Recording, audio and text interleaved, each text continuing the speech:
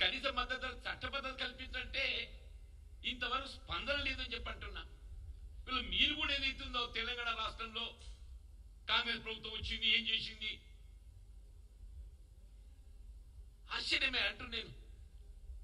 ఇవాళ మీరు 200 యూనిట్ల వరకు ఉచిత గృహావసరాలకు విద్యుత్తు సరఫరా అంటే 200 ఇంటూ 5 రూపాయలు లెక్క పెట్టుకున్న 1000 రూపాయలు అవుతాయి. 200 ఇంటూ 5 రూపాయలు లెక్క పెట్టుకున్న 1000 రూపాయలు అవుతాయి. దాదాపు 1 కోటి కుటుంబాలు ఇవాళ ఏదైతుందో ఈ ఫ్రీ పవర్ అవైల్ చేస్తారు. 1 కోటి కుటుంబాలు అంటే 1 కోటి ఇంటూ 1000 కోట్లు ప్రతి నెల. 1 కోటి ఇంటూ 1000 ప్రతి నెల 1000 రూపాయలు నిరుపేద వర్గాలు 200 యూనిట్ల లోపు విద్యుత్ వాడుకునే వాళ్ళకి ఏదైతుందో ఈ రాష్ట్ర ప్రభుత్వం కాంగ్రెస్ పార్టీ ప్రభుత్వం అధికారానికి వచ్చిన తర్వాత రాయితీ కల్పిస్తుంది. అంటే సంవత్సరంలో 12 మాసాలు 12,000 కోట్లు కేవలం 200 యూనిట్ల విద్యుత్ సరఫరాపై చెప్పంటున్నా ఉచిత విద్యుత్ గృహావసరాలకు. వీళ్ళు ఓపెన్ మార్కెట్ లో కుకింగ్ గ్యాస్ ఇస్ ఆల్మోస్ట్ 850. 500 రూపాయలకు అదనంగా చెల్లింపు అంటే 350 రూపాయలు కన్జ్యూమర్ ఈస్ గెటింగ్ బ్యాక్. అంటే అదొక 350 కోట్లు అనుకోండి. 350 ఇంటూ 12 మాసాలు it's almost 4,000 crores. Only on cooking gas. ఉచిత రవాణా నిన్నే పొన్నం ప్రభాకర్ గారు చెప్తున్నారు 110 కోట్ల ఫ్రీ టికెట్లు జారీ చేయబడ్డాయి. 110 కోట్లు. 110 కోట్లు అంటే ఒక్కొక్క టికెట్ 20 రూపాయలు మనం యావరేజ్ పెట్టుకుంటే అదొక 2,000 కోట్లు. నీకు ఉచిత రవాణా సౌకర్యంపై 2,000 కోట్లు,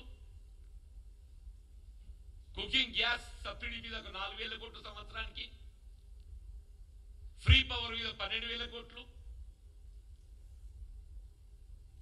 అంటే 12, 4, 16, 2, 18,000 కోట్లు. అంటే వీళ్ళ సంవత్సరానికి ఆల్మోస్ట్ 20,000 కోట్ల రాయితీ కల్పింప చేయబడే విధంగా కాంగ్రెస్ పార్టీ అధికారానికి వచ్చిన తర్వాత కార్యక్రమాలు అమలు చేపట్టింది. రైతాంగాన్ని రుణమాఫీ 2 లక్షల రూపాయల వరకు రుణమాఫీ అంటే ఆల్మోస్ట్ నిన్న ముఖ్యమంత్రి గారు చెప్పింది 20,600 కోట్లు సంథింగ్ ఇస్తుంది. 20,600 కోట్లు, 21,000 కోట్లు. దేశంలో ఎక్కడైనా ఏ రాష్ట్రంలోనైనా బీజేపీ పాలిత రాష్ట్రాలు ఉన్నాయి.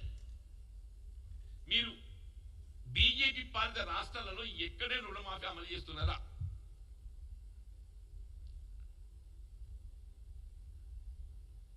మీరు చేయని కార్యక్రమాలు ఇవాళ రాష్ట్రంలో కాంగ్రెస్ ప్రభుత్వం అమలు చేస్తుంటే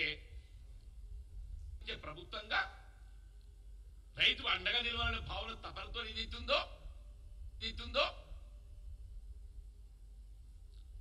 ఇవాళ ఏకమొత్తంగా గతంలో టీఆర్ఎస్ ప్రభుత్వం కూడా అమలు చేయడానికి ప్రయత్నం చేసింది.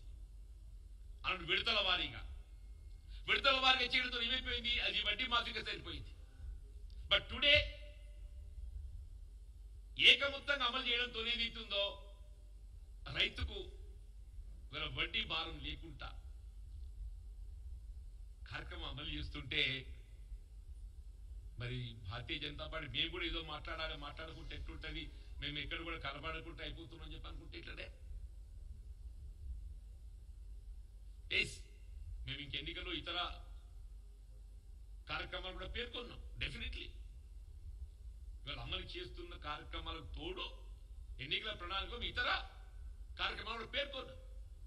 వాటిని కూడా అమలు చేయవలసిన బాధ్యత ఇవాళ రాష్ట్ర ప్రభుత్వం కాంగ్రెస్ పార్టీపై ఉన్నది. మీరెక్కడైనా మీరు విదేశాల్లో మూలుగుతున్న నల్లధనాన్ని తీసుకొచ్చి ప్రతి నిరుపేద అకౌంట్ లో 15 లక్షల రూపాయలు వేస్తా ఉన్నారా?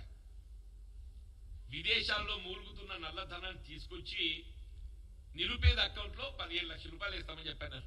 10 సంవత్సరాలు గడిచిపోయింది. ఇవాళ 3వ పర్యాయం అధికారానికి వచ్చారు. కేవలం మత విద్వేషాలు రెచ్చగొడుతూ ఏ విధంగా అధికారం చేజిక్కించుకోవాలని తాపత్రయ ప్రయత్నం తప్ప మీరు విదేశాల ముందు నల్లధనం తేవడం కాదు అయినా అది రెట్టింపైపోయింది, పెరిగిపోయింది. పేదవాడి అకౌంట్లో 15 లక్షల రూపాయలు కాదు, 15 రూపాయలు కూడా వేయలేదు, 15 రూపాయలు కూడా వేయలేదు. మేము రైతాంగాన్ని రుణమాఫీ చేయాలని చెప్పంటే నువ్వు అంబానీ అదానీ గురించి నువ్వు మాట్లాడుతావు. ఏ అంబానీ అదానీ సంక్షేమం గురించి వాళ్ళు రుణమాఫీ చేస్తావు నువ్వు లక్షల కోట్లు. ఆ అంబానీ అదానీలా కల్పించే రాయితీలు ఏదైతుందో రైతాంగాన్ని కల్పించవయా. ఈ దేశానికి పట్టెడు అన్నం పెట్టేవాడు రైతు అని చెప్పంటున్నా. ఆ రైతు గురించి ఆలోచించు అని చెప్పంటున్నా.